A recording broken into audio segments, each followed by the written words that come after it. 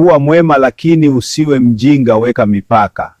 Watu hawaoni huruma kutumia wema wako vibaya. Kila mtu anaweza kuonekana mzuri au mbaya kulingana na mtu anayemwamini.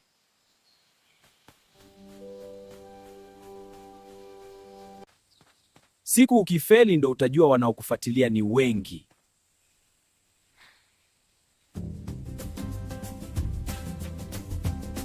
Dua ni ile ile tu, Mungu aendelee kuwashangaza wasiotutakia mema.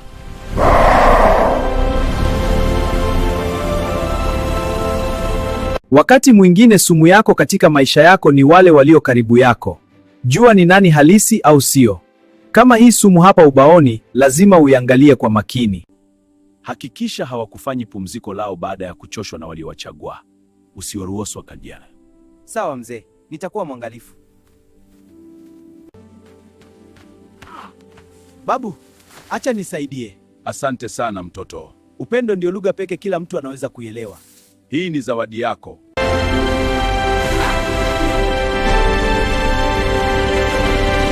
Simamia kilicho sahihi hata kama utabaki peke yako.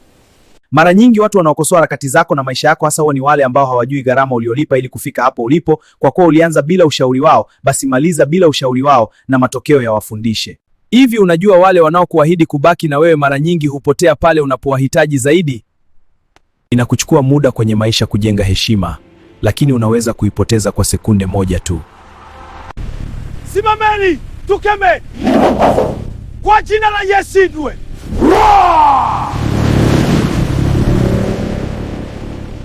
Msaada!